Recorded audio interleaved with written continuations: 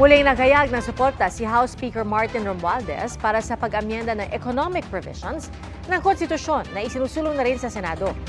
Git din ni Romualdez, hindi siya ang nag-utos ng pangangalap ng pirma para sa People's Initiative.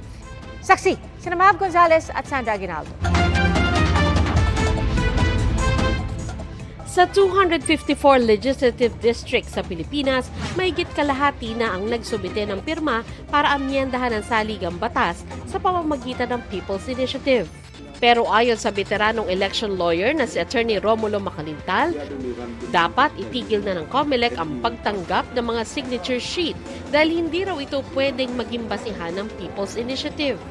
Ayon kay Macalintal, hindi pwedeng mauna ang mga pirma bago ang petisyon kaugnay sa People's Initiative dahil alinsunod sa desisyon ng Korte Suprema, kailangan mabasa muna ng mga pumirma ang petisyon. Sagot ng COMELEC, no choice naman po ang COMELEC at this point.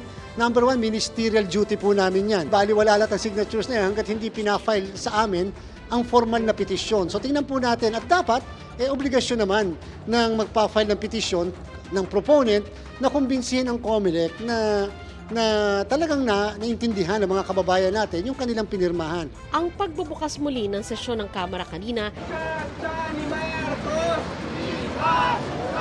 sinabayan ng kilos protesta ng ilang grupong kontra Chacha. Nagbabala rin ng ilang kongresistang kontra sa Chacha na kapag sinimulan ang proseso, baka may makalusot na mga amendment bukod sa economic provisions. Partikular na economic provisions lang kaugnay sa paglilimita sa pagmamayari ng mga dayuhan ang aamyendahan sa resolution of both Houses 6 na inihain sa Senado kamakailan ni Senate President Juan Miguel Zubiri.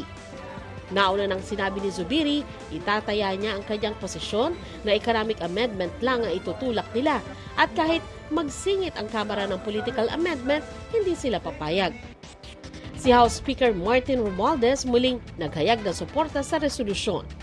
This signals a strong sense of unity and purpose. The Congress of the Philippines, now acting as one body, will eventually fulfill the call for a reformed, responsible, and result-oriented constitutional framework. It is critical that we facilitate the entry of foreign capital and direct investments into our economy. Giit din Romualdez, hindi siya ang nag-utos sa pangangalap ng pirma para sa People's Initiative. Kasunod ito ng pahayag ni Senador Bato de la Rosa na may mga congressman daw na lumapit sa kanya at nagsabing sumusunod lang sila sa utos kaya nagpapapirma. Hindi kinilala ni de la Rosa ang mga kongresistang nagkwento pero ang pagkakasabi raw ang nag-utos umano sa kanila si Romualdez. Boss, pasensya ka na, just following orders lang kami. May orders yung aming speaker. So, sunod lang kami sa order. Following orders lang daw sila. So, wala tayong, mahirap din sisihin mo sila. Pero, kung tutuusin, pwede talaga sisihin. Bakit ba? Porque order, sunod ka lang na sunod. Nakikinabang ka rin siguro dyan sa order na yan. Yun ang sabi sa akin ng congressman Yun ang sabi sa akin. Hindi ko na sabihin kung sino. Senator Bato talking, I don't know what he's talking about. He has not mentioned any congressman, so I don't respond to. So you didn't give any orders po? Si Senate Majority Leader Joel Villanueva nanawagan naman sa publiko na i-report ang mga umano'y suhol kapalit ng pirma para sa charter change. Kung meron pong nagoyo, nabudol, o gusto niyo pong magreklamo at bawiin ang inyo pong pirma, huwag po kayong matakot na magsumbong.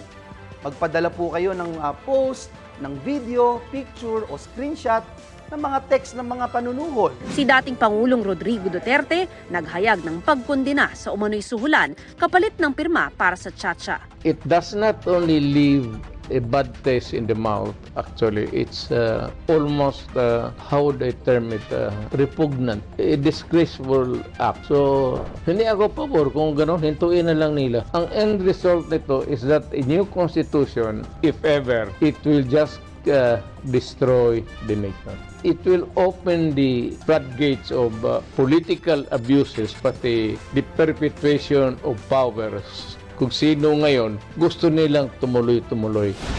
Para sa GMA Integrated News, ako si Mav Gonzalez, Sandra Aguinaldo, ang inyong saksi. Mga kapuso, sama-sama tayong maging saksi Mag-subscribe sa GMA Integrated News sa YouTube at para sa mga kapuso abroad, samahan niyo kami sa GMA Pinoy TV at sa www.gmanews.tv.